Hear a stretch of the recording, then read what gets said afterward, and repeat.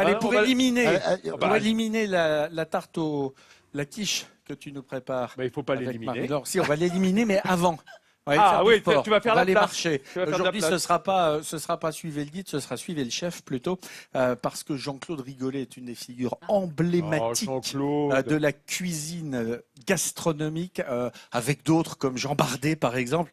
Mais Jean-Claude, nous l'avons suivi ici, dans les rues de Son-Chinon. Évidemment, ça commence au marché.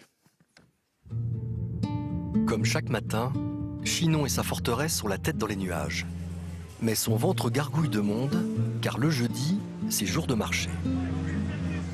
Avec ceci, est-ce que vous avez oui, du radis noir? Oui, un radis. Un rendez-vous que ne raterait jamais l'un des personnages emblématiques de la ville. Jean-Claude Rigolet, l'âme de la gastronomie en chinonnais. Un chef étoilé qui sillonne toujours les allées du marché avec sa veste de chef cuisinier, à la recherche des bons produits de sa chère Touraine. La cuisine, c'est un peu un théâtre, où la première pièce, le premier acte, en quelque sorte, c'est la qualité du produit. Quand les haricots verts sont cueillis main, tout frais comme ça, ils ont une autre, parce que maintenant, on cueille malheureusement des haricots verts à la machine, et ils n'ont jamais la même tenue. Que là, c'est doux, et tout. Les haricots verts cueillis à la machine, c'est des choses beaucoup plus sèches. C'est super, quoi. À chaque étal, Jean-Claude retrouve les anciens clients de son restaurant, avec qui se sont tissés des liens très forts. Ses rires, ses sourires résument le credo de cet épicurien. La cuisine, c'est la truculence, c'est-à-dire d'apporter du bonheur aux gens. Et Rabelais, c'est exactement ça. Évidemment, il le disait d'une façon remarquable. Et donc Rabelais, voilà, c'est notre identité. La référence à François Rabelais n'est pas innocente. Rabelais est l'enfant du pays. Et c'est dans ce pays chinonnais que se déroulent les guerres picrocolines de son chef-d'œuvre, Gargantua. Au détour d'une place cachée de Chinon, Jean-Claude retrouve Jean Méret, l'historien de la pensée rabelaisienne. Il transmet aujourd'hui encore un art de vivre qui est très particulier à ce terroir, à ce pays de Chinon. Les citations de Rabelais ont accompagné Jean-Claude toute sa vie. Mais s'il ne devait en rester qu'une... Buvez toujours, ne meurez jamais. Voilà. Dans les ruelles médiévales de Chinon, Jean-Claude Rigolet part sur les traces d'une figure de l'histoire de France, Jeanne d'Arc.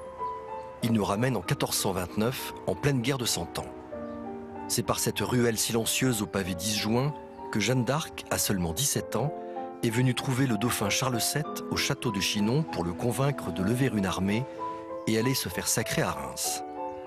Pris par l'activité de son restaurant, Jean-Claude n'avait pas arpenté cette ruelle depuis 30 ans.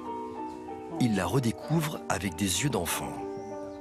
Et maintenant, j'ai le temps de découvrir cette ville. Et c'est fabuleux.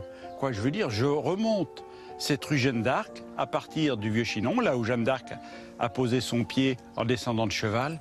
Et là, je découvre ces ruelles avec ces gargouilles sur le côté, cette belle pierre de tuffeau, et je monte ça tranquillement. Je sens en quelque sorte le souffle de l'histoire, l'âme que je n'ai pas eu le temps de contempler de par ma profession où vraiment les clients pour moi étaient la chose primordiale et passaient avant tout. Jean-Claude Rigolet nous emmène là où la beauté de Chinon rayonne le plus. Depuis le sommet de la tour de l'horloge, sur les hauteurs de la ville, l'histoire nous prend par la main. Et là, vous avez devant vous l'histoire de France, avec cette Vienne qui coule, paisible, qui a connu toutes ces choses-là. Donc c'est fabuleux. Et on voit ce Chinon en contrebas, avec l'église Saint-Maurice et tout, et cette belle pierre de tuffeau, qui est certes un peu tendre, mais d'une telle blancheur et tout, que c'est sûrement, pour moi, la plus belle pierre. On se croirait presque au Moyen-Âge. Et ça, il y a peu d'endroits qui vous restituent, à notre époque, tout cela. Hein, donc, on peut dire que sur Chinon, il souffle un vent d'histoire incomparable.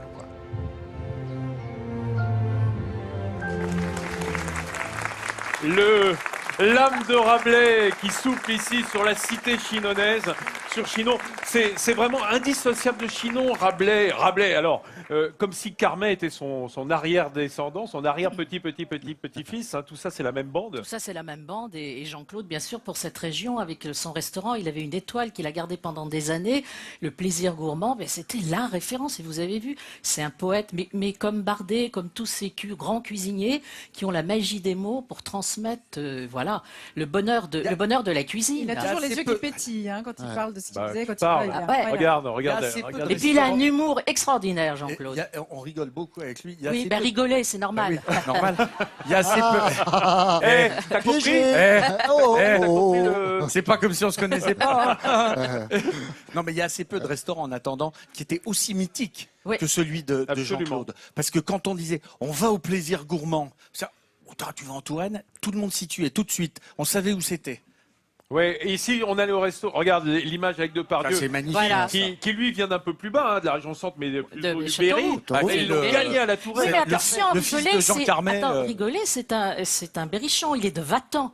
Donc, ils ont des liens comme ça. Et Depardieu qui venait chez lui, et Jean-Claude a une maison très, très jolie au milieu des vignes aujourd'hui, où il fait la cuisine pour ses amis. Un jour, Depardieu est venu, puis il lui a mis le chèque sur la table, il lui a dit, ta maison, je te l'achète, c'est combien? Ah oui, comment Mais, mais Jean-Claude dommage. tenait à sa maison plus qu'au chèque. On sentait qu'il y avait une petite nostalgie dans le ton de Jean-Claude, hein, quand il a, j'aurais peut-être dû à l'époque. Ça les a pas empêchés, les trois avec Jean Bardet, et puis évidemment à 4 avec Carmet avant, de faire T'as raison. Quelques soirées quelques coups redoutables, d'éclat, c'est paraît-il. fabuleux. Ici, quand on allait au resto, il n'y avait pas le choix. On disait soit ça va rigoler, soit ça va barder. Voilà. Hein, en fait, c'était la seule alternative tourangelle. Oh, Vincent